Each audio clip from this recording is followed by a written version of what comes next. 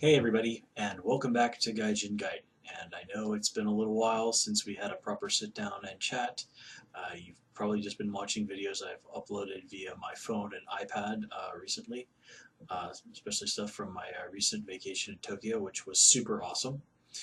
Anyway, I'm back here in my home in Kumamoto, and I had an interesting experience today that I wanted to talk about with you.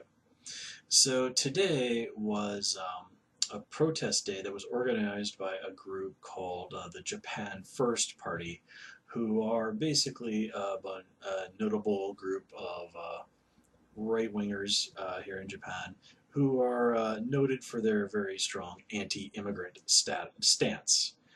Uh, Now, they were organized protests in 30 cities across Japan, and that happened to include Kumamoto. I didn't really have any idea about this. I just happened to be walking past Kumamoto Station earlier this afternoon, and I heard some guy yelling into a megaphone, which again is not a terribly uncommon occurrence here in Japan. But I noticed one thing rather quickly that he kept saying Gaikokujin over and over again. I'm like, uh-oh.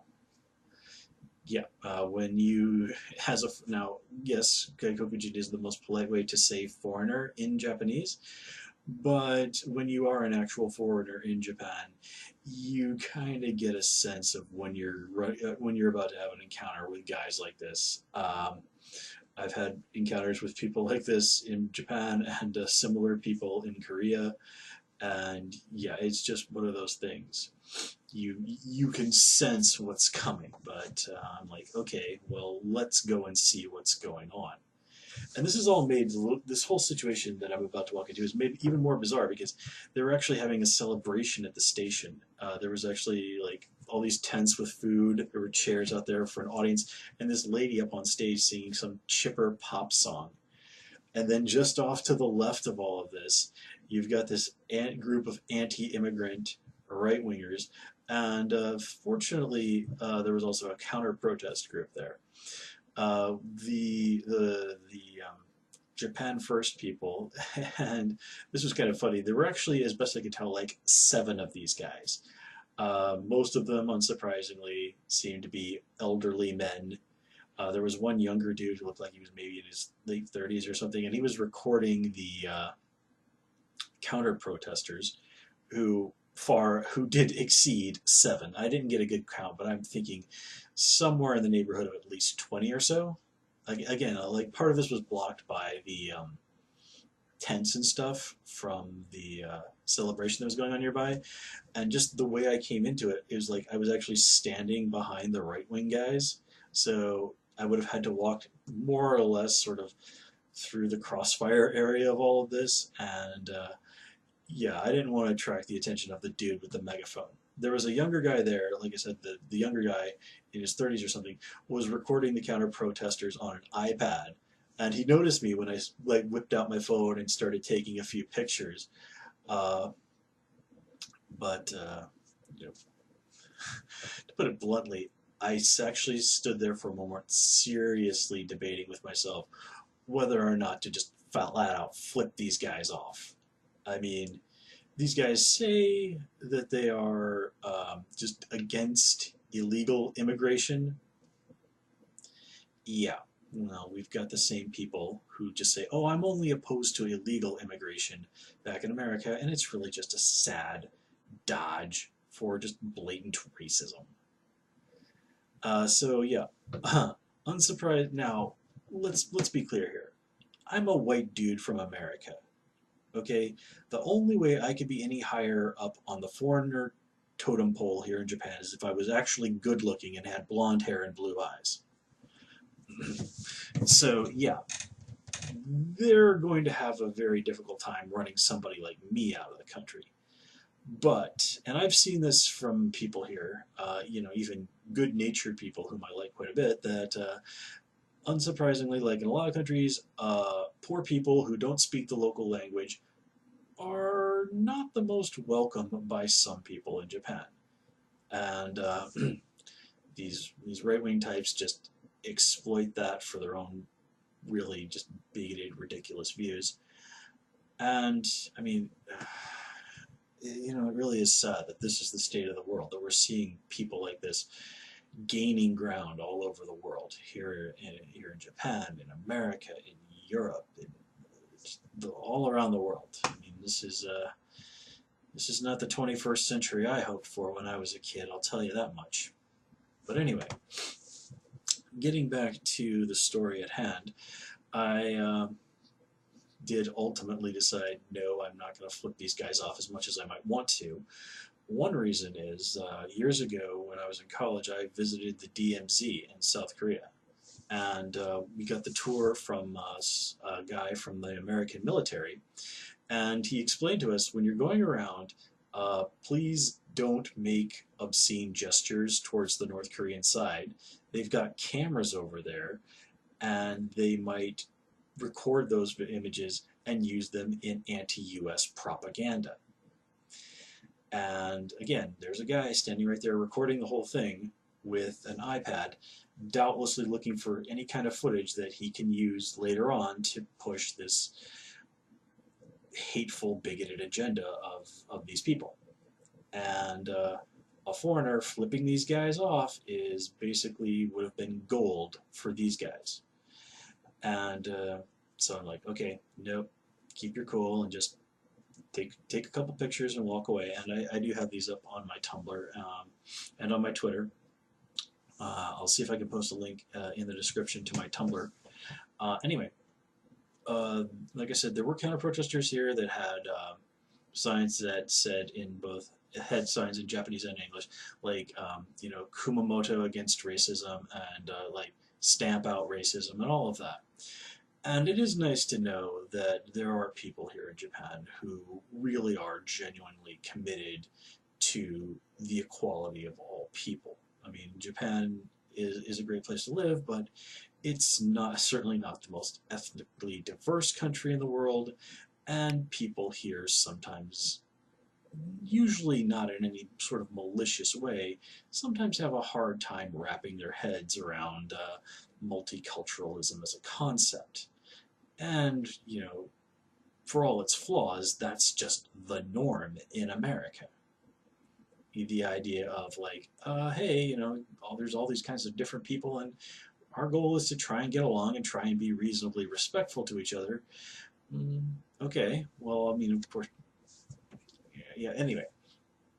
It was very encouraging to see people, openly standing up to these sort of people who really just don't understand the world that the 21st century is inevitably going to be. I mean, Japan is constantly going on about how it wants to be an international country. Well, okay, if you want that, there are certain things that you're going to have to pay a price for. And having people who are not by birth or blood Japanese living here is one of them. And you keep in mind, Japan, by and large, has an absolutely abysmal record when it comes to taking in foreign refugees. I think, like, in the last few years, the total number of people they've taken in has been something like 30.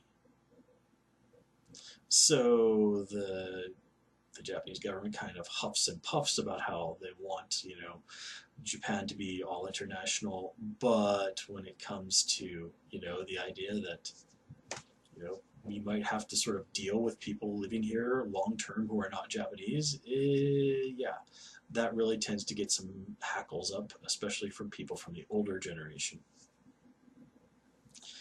Now, again, I'm a foreigner living in Japan. These guys don't like me. They don't dislike me as much as, like, some poor guy from, like, Bangladesh who, shows up here with basically nothing. No.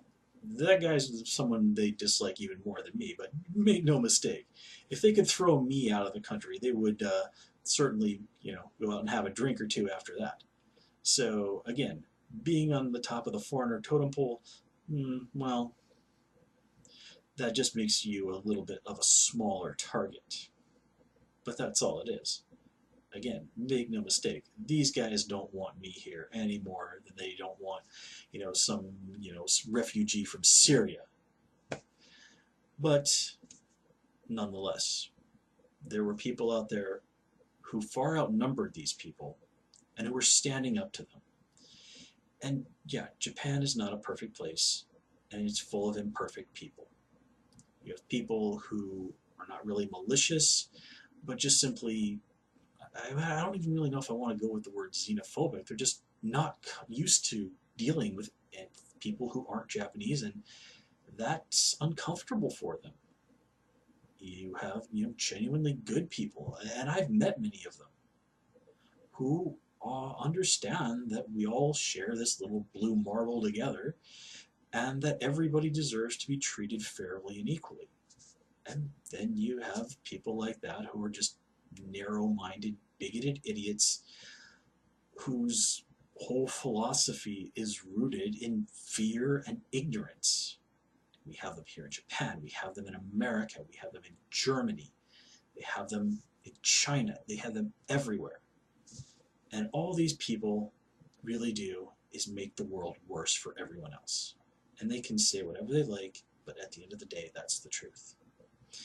But what also is the truth at the end of the day is that if you look at the world, by and large, through the long-term scope of modern history, it is shown time and again that ultimately these people fail. That they might have their high moments, and unfortunately we're living through one of them.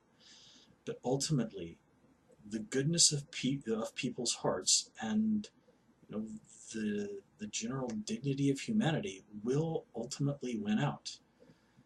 These are just dark times, but dark times that one day will pass. And that it is through these times that each generation has to learn that this is not the road you want to go down. It doesn't lead anywhere good.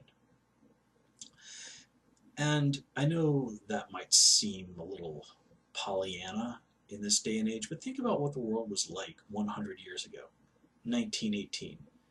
Just after the end of the First World War, Europe is a ruin. There's all kinds of a mess. The world is a great big mess. And yeah, well, a great big mess is kind of an accurate description of the world now. But look at all the things that came after that. I mean, yeah, certainly some bad stuff like, World War II, but we saw a rise in, the understanding that, racism was not something that was really, truly socially acceptable.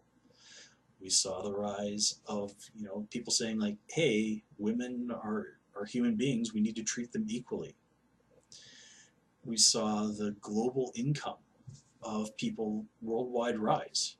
I mean, make no mistake, there's loads and loads of people in the world right now living in terrible poverty.